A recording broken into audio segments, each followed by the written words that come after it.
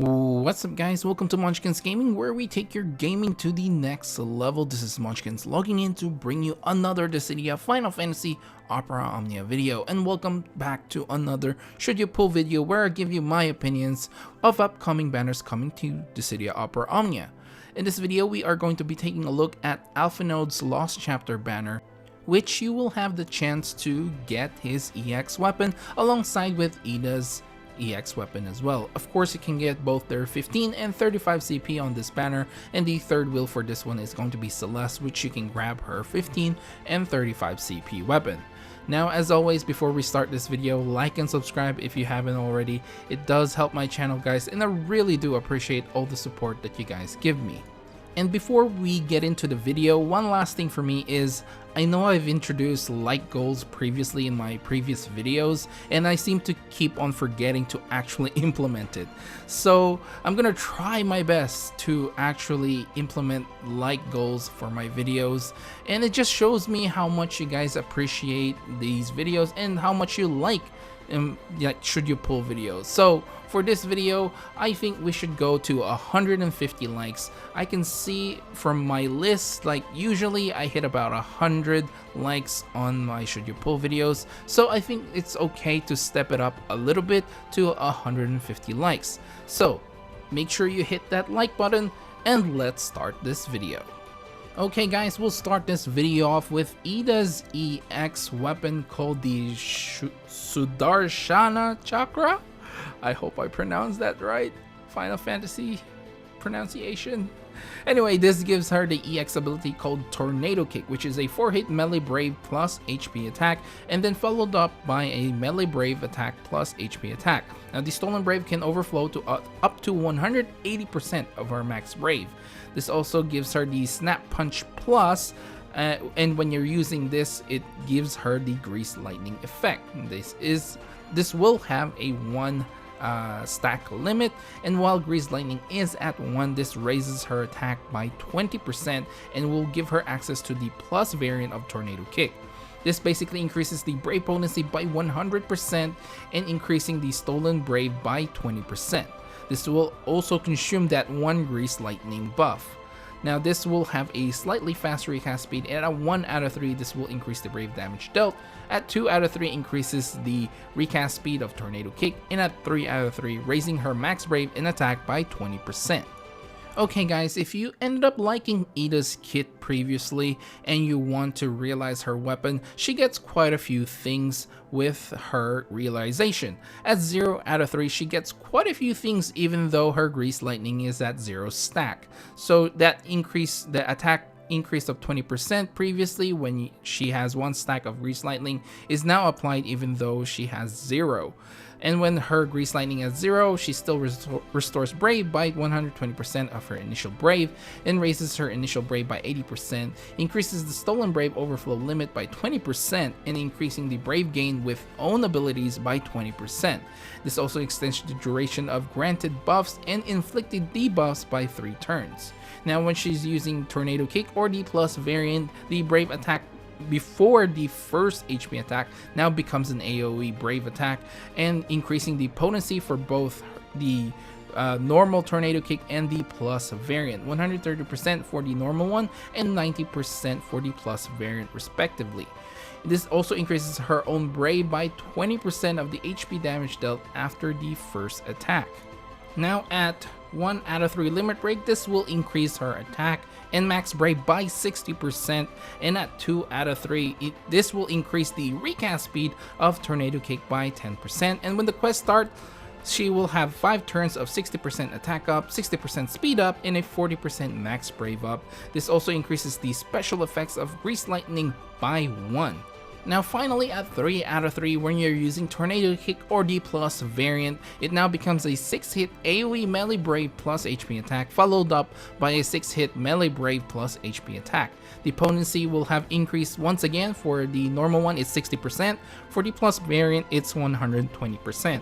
This will now also have a 20% splash damage to non-targets, and while she is buff, her Brave attack will go to the ++ variant, increasing its Brave hit count to 6, increasing the total Brave potency by 30%, and guarantees a critical hit when attacking an enemy that's not targeting herself. This will have a lower action delay and grants additional turn when inflicting a break. However, you cannot spam this just like any other else.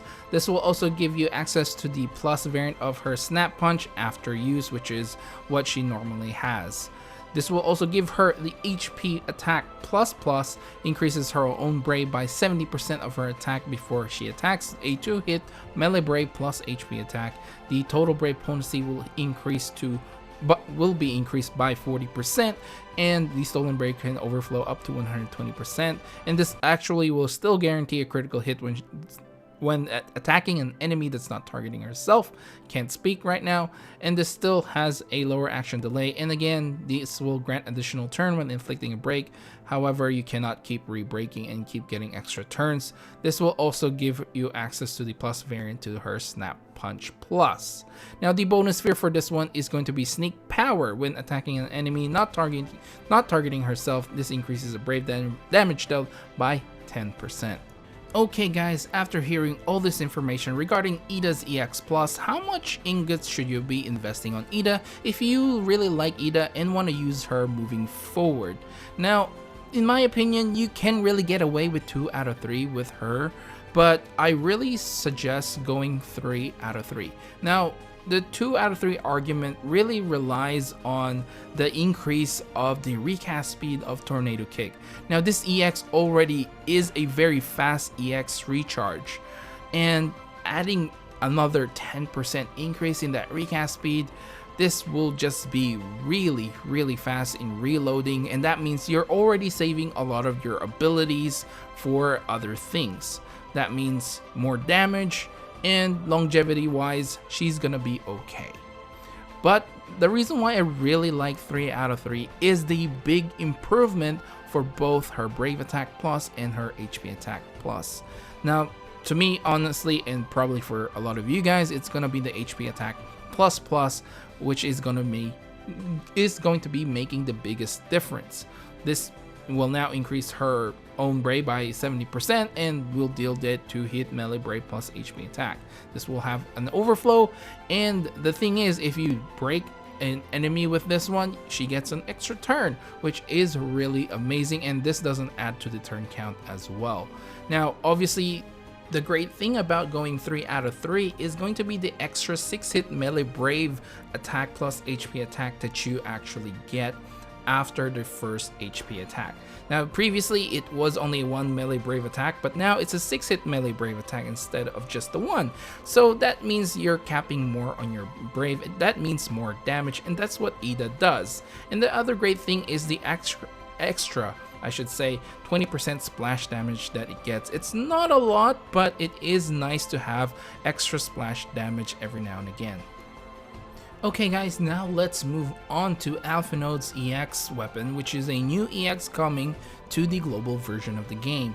It's called Lemageddon? Oh god, these Final Fantasy pronunciations. Anyway, this gives him the EX ability Obsidian Combination. This grants him the Obsidian buff for 4 turns and will cancel the Moonstone buff. Now, this is going to be a 6-hit AoE Magic Brave plus HP attack. It will moderately increase the Brave damage dealt when there's only a single target. The Stolen Brave can overflow up to 150% of his max Brave, and the HP damage is going to be split equally. This will also raise his Brave by 30% of the HP damage dealt. This will have no action delay, does not increase the turn count, and decreases the friend support and summon count, of course. Now, while Obsidian is active, this will slightly raise his max Brave and attack, and his Brave attack and HP attack will have a different variance. This one is called Sick Obsidian for the Brave attack, which is going to be a 5-hit AoE Magic Brave plus HP attack, and moderately raising the Brave damage dealt to a single target. HP damage is split equally amongst all enemies and will convert 30% of the HP damage dealt to Brave. Now his HP attack will be Shining Obsidian, which is going to be a 5-hit Magic Brave plus HP attack and will deal 50% splash damage to non-targets, and will also inflict a small defense down poison debuff on all enemies for 4 turns. This will not consume any ability use on the next turn. Now Obsidian will disappear if Moonstone is summoned and instead, or if the owner is broken. This will have a slow recast speed, and at 1 out of 3 limit break will slightly raise the brave damage dealt. At 2 out of 3, this will grant him the Shadow Flare buff for 8 turns. And basically this will raise his max brave and attack and lowers the enemy speed and deals brave damage each turn to the enemies. At 3 out of 3, this will slightly raise the recast speed of Obsidian combination. Now if you do like Alphinaud'S kit and willing to use him moving forward, at 0 out of 3, this will increase the brave potency of Obsidian combination and slightly raising the max brave overflow limit of the stolen brave. At 1 out of 3, this will moderately raise the party's max brave in attack. At 2 out of 3, when the quest starts, he will have the Shadow Flare buff for 6 turns and will fill his EX gauge up to its max. And finally, at 3 out of 3, when using Obsidian combination, this will now become a 4-hit AoE Magic Brave plus HP attack, which is executed twice. This will slightly raise the max brave overflow limit of the stolen brave as well, and upgrades the Sick Obsidian and 6 Shining Obsidian to their plus variant. Now Sick Obsidian Plus will have increase in potency and max brave overflow, and the same thing with the Shining Obsidian Plus. Now the bonus sphere you're getting for this one is buff success base attack all short. After granting a buff, this will raise the party's initial brave and attack by 5% for 3 turns. Alright guys, after hearing all this information regarding Alphinaud'S EX and EX Plus, how much should you be investing on Alphinaud if you do decide that you really like him and you want to use him moving forward? Now to me, 2 out of 3 is okay, but I still highly recommend going 3 out of 3. Now 2 out of 3 is okay to me because this is when you basically use his EX straight away at the start of the quest. That means you can use Obsidian at the start of your fight, and basically you will have the Shadow Flare buff for 6 turns as well, which is really nice. But to me, even though it doesn't look like it's a lot at 3 out of 3, it is nice to be able to do the HP attack twice with his EX. But not only that, the biggest thing with Alphinaud is you're going to be relying a lot on his Brave and HP attack variant, Sick Obsidian and Shining Obsidian. So having a plus variant for both these abilities is really going to help you with the damage output. They will also have a decent amount of max brave overflow limit as well, with Sick Obsidian Plus going to 150% of his max brave and Shining Obsidian to 120% of his max brave.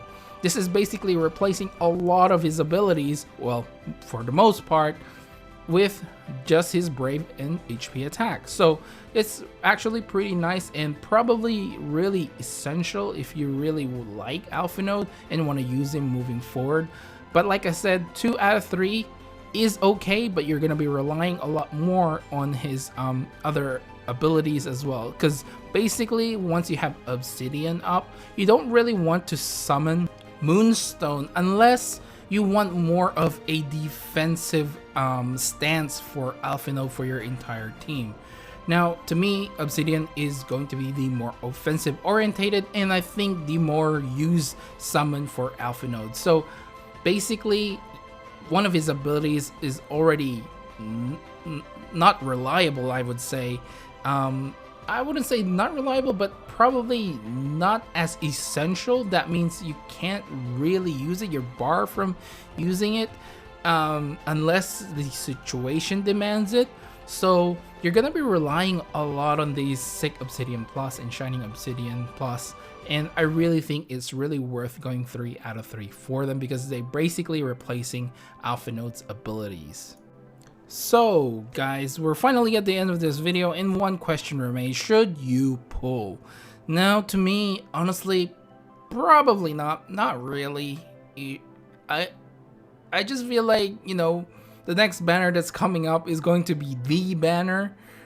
If not, Arciela already, at least at the time of this recording, Arciela is still live, her banner. So it's either Arciela or the next banner coming up, which is Case. So if you really like Alphinaud and Ida, I would suggest trying your luck on Case's banner first if you don't already have Arciela. And then come back on this banner and see if you can grab it. Alphinaud'S EX and Ida's EX. They're not really going to be changing the meta a lot.